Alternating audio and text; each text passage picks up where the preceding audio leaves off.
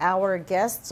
First, our guest for the day, we've got the distinguished former Chief Justice and now Philippine Constitution Association Chair, Attorney Renato Puno. CJ Puno, good afternoon. Thank you for making time for us. Good afternoon, Chief Justice. Good afternoon, Chief Justice. Good afternoon, Justice. Good afternoon sa inyong lahat. Good afternoon, sir. Unahin ko na po yung PhilConsa, no? This is the group that you chair, Philippine Constitution Association. And nung weekend, I mean, a few days ago, you were quoted as saying that yung issue with the impeachment has raised grave constitutional questions and challenges the integrity of the impeachment process because ni-remand ng Senate yung articles of impeachment back to the House. I wonder if you could explain what you mean by that. Yes, let me do it in a very abbreviated way. Number one, we believe that this order is against the Constitution, especially the provision which gives the House of the Representatives the exclusive power to initiate impeachment proceedings. Ang gustong sabihin nun ay yung pag-question ng validity ng articles of impeachment ay may sariling panahon at nagtatakda din kung sino ang dapat mag-raise ng punto na ito. Hindi yung sinasabi nila na dapat maliwanag na may compliance doon sa 1 year rule. Hindi naman na jurisdictional yun . Yun it goes to the cause of action of the House prosecutors.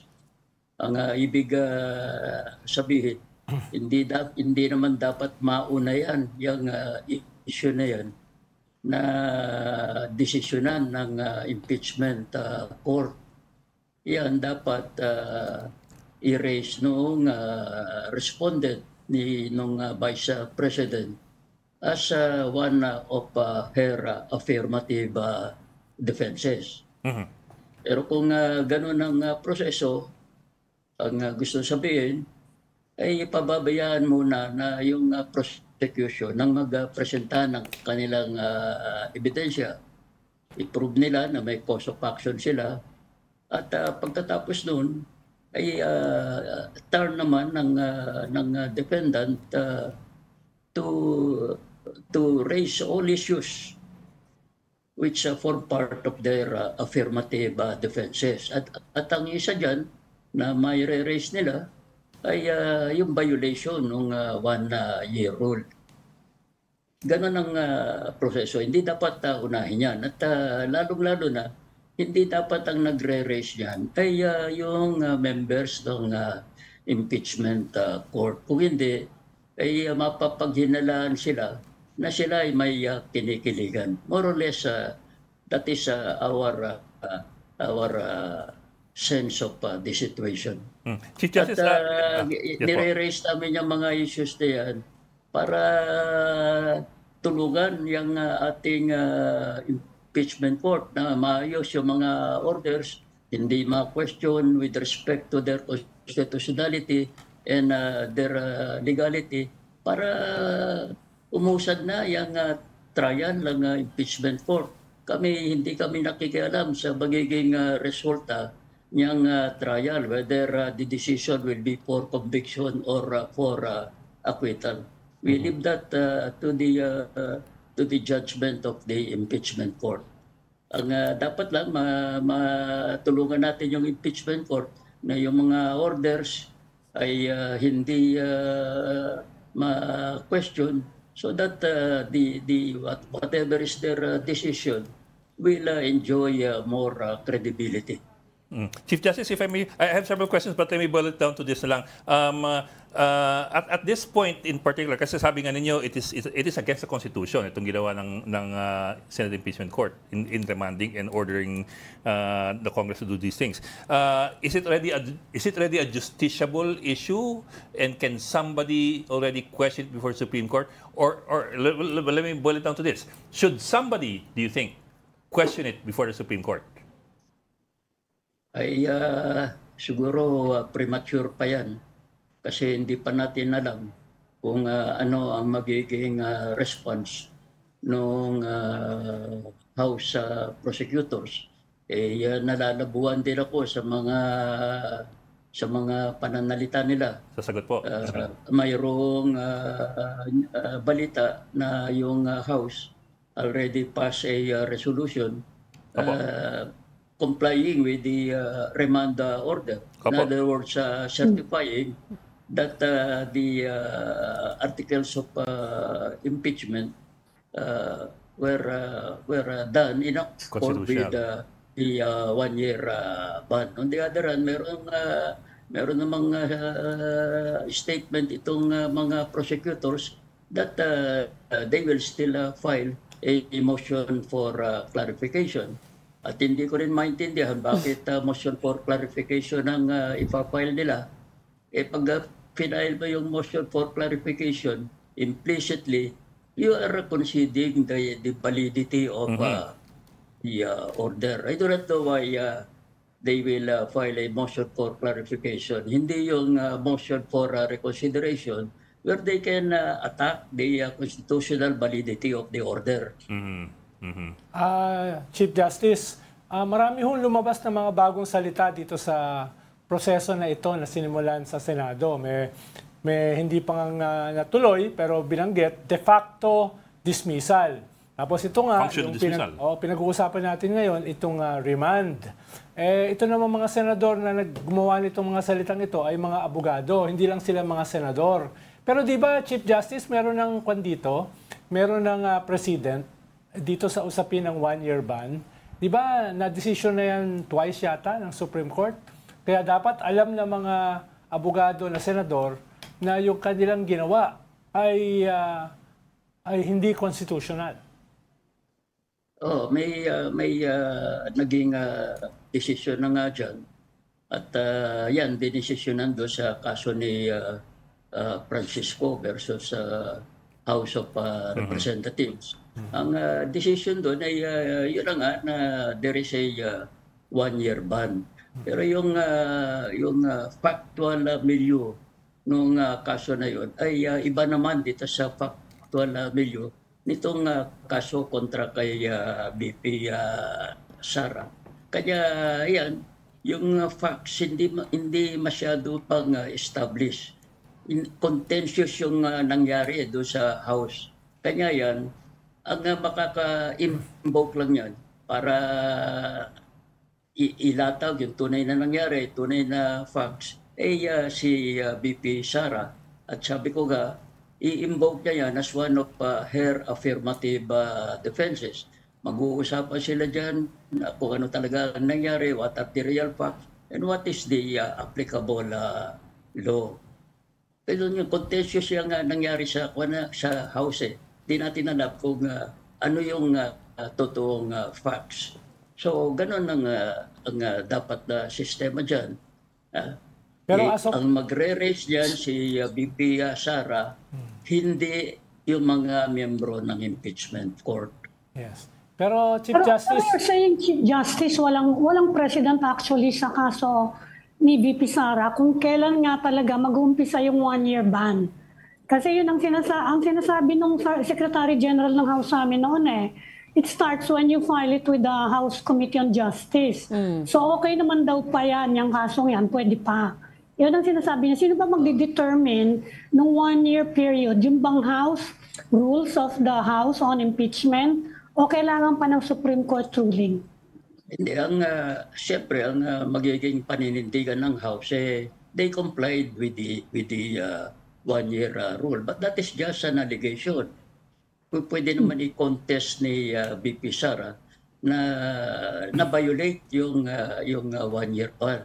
Pero yan, magpipresentahan sila ng kanya-kanyang ebidensya with respect to what really happened. At hindi pwedeng ang magre-raise dyan mga miyembro ng impeachment court dahil hindi settled yung facts. Yes. Na-raise po yan, Chief Justice ni Vice President Sara, doon sa kasong final niya to dismiss yung impeachment sa Supreme Court. Na wala pa namang decision yung Supreme Court tungkol dyan. So na-raise niya. Pero dapat ba yan i-raise sa trial court ng Senate? Paano? Baka tama naman yung ginawa ni Vice President Sara na ni-raise niya sa Supreme Court. Pero ngayon, ang pinag-uusapan nga natin, Chief Justice, ay ang nagre-raise ngayon ay yung Senado as a trial court. Oo. Ni-raise nga ni VP Sara yung issue na yan sa Supreme Court. But take note that the Supreme Court did not issue any restraining order against the impeachment court. Until now, I think the camp of VP Sara even filed a supplemental pleading raising that issue again. But until now, there is no TRO issued by the Supreme Court. Ano ang gusto sabihin yun? Maaaring ang gusto sabihin yun ay binibigyan ng leeway yung impeachment court to decide the issue. Dahil yung impeachment court ay mayroon din primary jurisdiction to resolve that issue. But the ultimate jurisdiction belongs to the Supreme Court. Sir, was Senate President Chis Escudero right when he said that the House and the Senate are not co-equals in this impeachment process? His point being, in this process, ang Senate ang nag-act as judge and then the House is the one acting as the prosecutor, so it has no right to refuse the remand of the Articles of Constitution. His larger point being, mas mataas ang House in this ang Senate in this instance. Tama po ba yung interpretation na yun?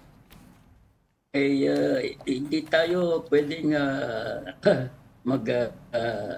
magsabi na they are equal in all parts and in all dimensions. Ang tamang sabihin dyan ay with respect to the initiation of the impeachment charges, that is the sole prerogative of the House. But with respect to the trial of the case, that is also the exclusive domain of the Senate impeachment court. At hindi rin tama na sabihin na yung impeachment court cannot just issue any order because we are all constrained by the Constitution. Kahit na yung Senate may karapatang mag-promulgate ang kanilang rules and regulations. All those rules and regulations must conform with the Constitution.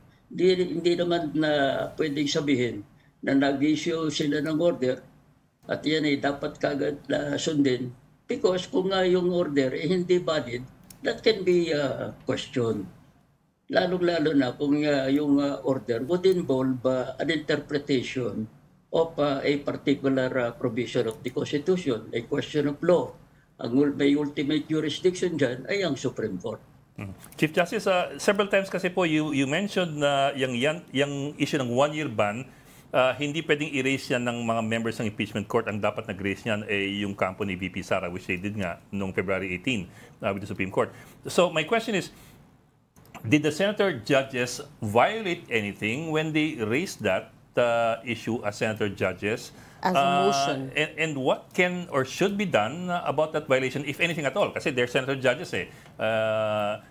Some people have mentioned inhibition, recusing themselves, but those are all voluntary. But those are all voluntary, understand eh.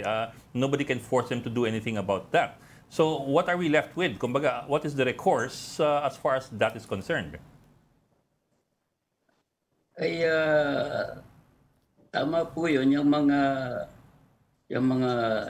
we expect both parties to be filing motions for inhibition. Both parties magpa-file yan ng motions for inhibition. And those motions are addressed to the particular senator concerned. Opo. And so it will be the senator concerned who will resolve whether he will voluntarily inhibit or not.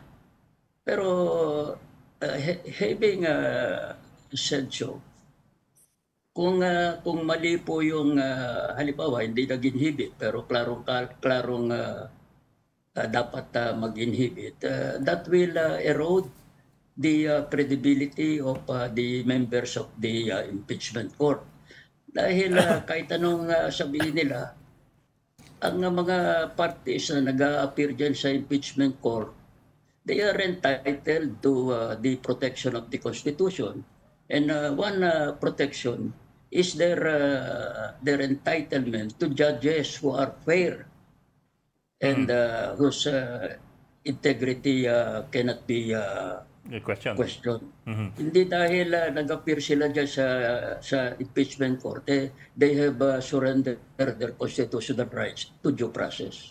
Pero CJ, for example po, nung Independence Day, at least 2 center judges appeared with VP Sara in Kuala Lumpur and endorsed VP Sara for the presidency in 2028. And of course, VP Sara is the accused in the impeachment case. So there are a lot of questions by a lot of people na parang, so pwede ba yun? Kung strictly judicial proceedings yan, cover dyan yung judicial ethics. Kanyan, talagang magkakaroon ng ground to disqualify them. But as I said, they have their own rules and regulations. But again, they have to be reminded that they are bound by the constitutional command on due process. And due process calls for judges who are fair and impartial in resolving disputes of this nature. But on the other side of it, then sorry, let me just point out that si VP Sara also said, if we're gonna talk about inhibition, dapat ma-inhibit din yung kabilang side, which is yung mga nagsabi before. For example, Senator Ontiveros, who was quoted allegedly before saying that the Dutertes must be destroyed daw. Tapos meron pa tumawag sa kanya na unhinged. So her point being, dapat yung kabilang side din mag-inhibit from that. Pero di ba dapat, Chief Justice, merong parameters siya. Halimbawa, pag nagsimula na yung impeachment, doon ka na mag-i-inhibit kung magpapakita. Pero bago nagsimula yung impeachment, may political mga political na bakbakan, hindi, ibang usapin yun. Pero yung nagsimula na yung impeachment, ikaw ay judge na, tapos ganyan pa yung gagawin mo, iba yun. No? Iba yung rules pag yung nagsimula na yung impeachment. Kasi we saw, for example, a photo of several judges wearing the robes already, doing the fist bump of the yun din. Pero, ayun, baka iba pa yun eh. Pero yung endorse mo, yung akusado na ikaw ay isa sa mga judge, ibang usapin yun. Kesa nung before yung impeachment process, nagbabakbakan kayo as political protagonist and antagonist. Pero Chief Justice, meron bang magagawa doon?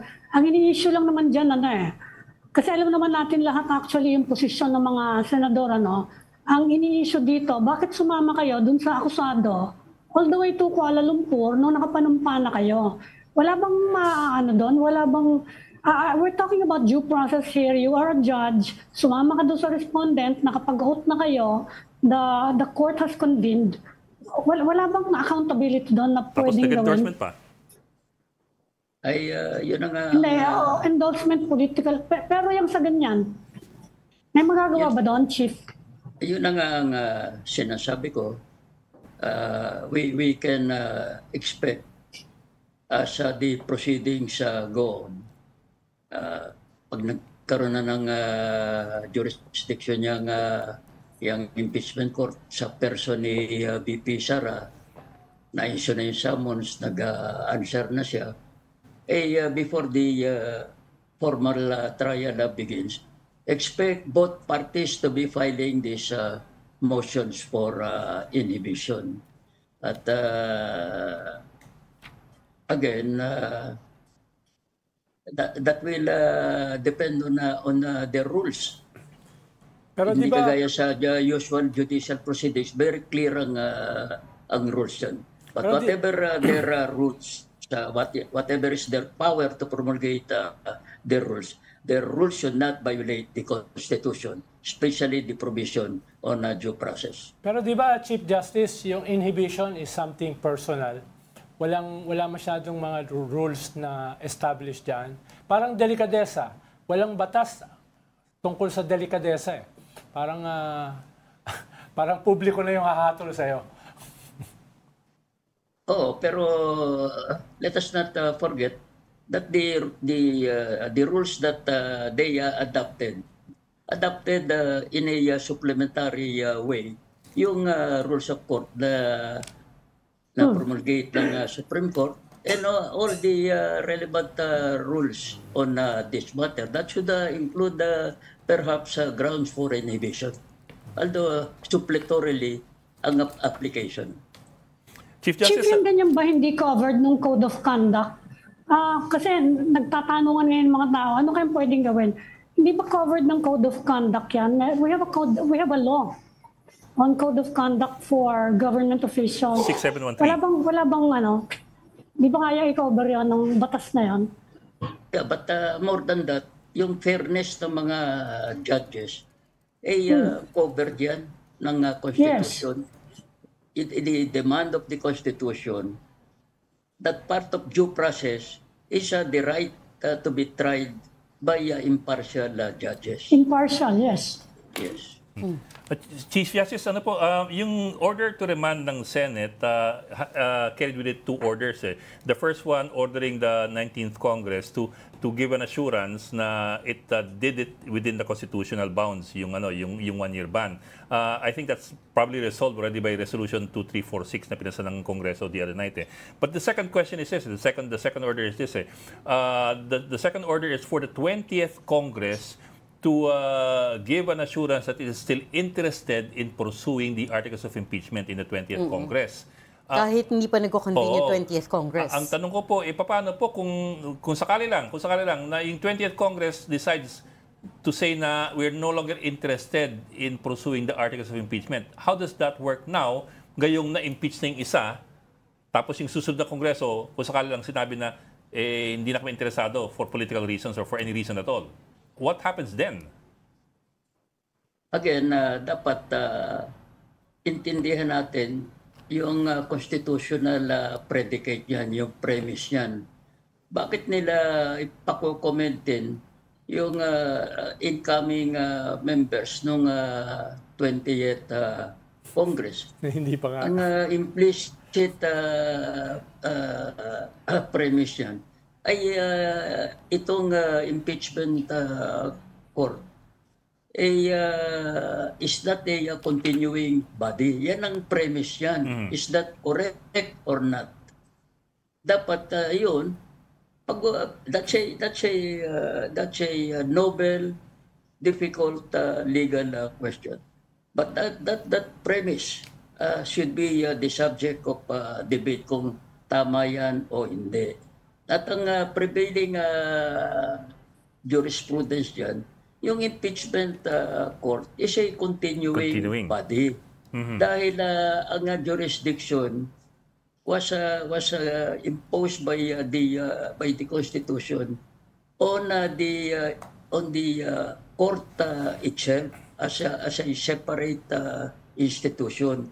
Yung jurisdiction was not given to the persons of the senators. So yung impeachment court, it stays regardless of the changes in the personalities of the senators. At yan namang provision na yan, kinopya natin sa US Constitution yan eh. At kung pag-aaralan natin, yung naging practice sa Senate, ganun yan, consistent yan, yung recognition na yung impeachment court is a continuing body. And regardless of the changes in the political complexion of the senators, yung jurisdiction continues. Kaya kung susundin natin yun, hindi kailangan na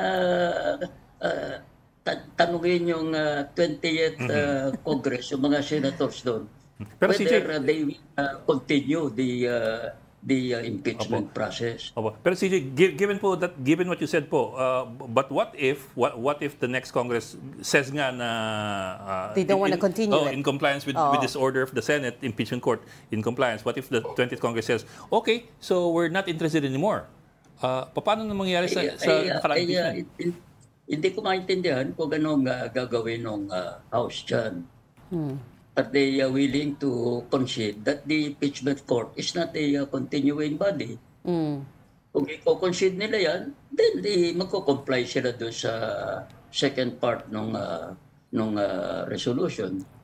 But if they believe otherwise, if they believe that the impeachment court is a continuing body, they should raise that in a motion for reconsideration before the Senate impeachment court.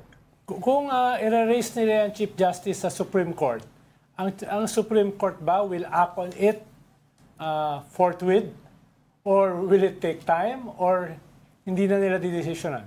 Dahil nga, very delicate yung issue ng impeachment, even for the Supreme Court. Ay, yan, hindi natin masabi kung ano magiging immediate response ng Supreme Court. But that is a noble issue that will be raised for the first time before the Supreme Court, and it is an important issue. But it's difficult to tell the time frame when the Supreme Court will come out with a decision. Alam naman natin na yung Supreme Court is a collegiate body. Mahaba din yung proseso niyan. May mga filing of answer, then reply, kung ano pa, hearing, and then it's a 15-month court, marami rin debate siya. But certainly, it can be raised in the Supreme Court. But that's also part of the issue, sir, because everything at this point is being kicked up to the Supreme Court. Pati si Senator Cheese po, sinasabi, if you have complaints about this, file it with the Supreme Court. So on the one hand, it creates a backlog, and the second issue is it tells us that our institutions have, are disagreeing with each other and have major unresolved conflicts. So at what point do we call it a constitutional crisis? Or meron ba Chief Justice na de facto sui generis para sa Supreme Court na kinakailangan nila itong actionan kaagad? Kasi marami ng cases na na-file. Pero yun ang panawagan ng taong bayan, panawagan din ng mga eksperto sa batas na kung maaari, itong mga orders na ito ay na very controversial and will provoke a lot of legal question, ay bawasan na. At ang nangyayari niyan, ang total effect niyan, ay delay. Ang gusto lang ng taong bayan ay yung impeachment court should immediately exercise its primary, I underline that, primary jurisdiction, which means go ahead, resolve all these issues, and whatever the decision will be, the aggrieved party can go to the Supreme Court if they have grounds to do so. Pero kailangan natin malaman na kung ano ba yung ebidensya at ano ba magiging decision ng impeachment court, whether it's right or it is wrong, at bahala na ang publikong mag-desisyon, mag-agree or disagree. Okay. But in the meantime, Chief Justice, ano nakikita niyong way forward? Kasi sinasabi naman ng iba, tuloy-tuloy pa naman yung impeachment trial, pinasagot na sinoma na si OVP, Office of the Vice President, at pinag-aaralan na daw ng mga abogado. So sa tingin nyo, basta ituloy-tuloy lang na Senate yung process. Pero even while waiting for anything from the Supreme Court. It's the turtle pace that is objectionable.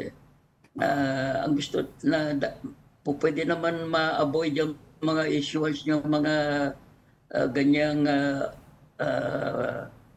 very questionable orders. Yun lang naman ang hinihintay ng gusto ng tao. Yung bigyan ng substance yung word forthwith. Oo, Pero okay. Gusto sabihin na without unnecessary delay.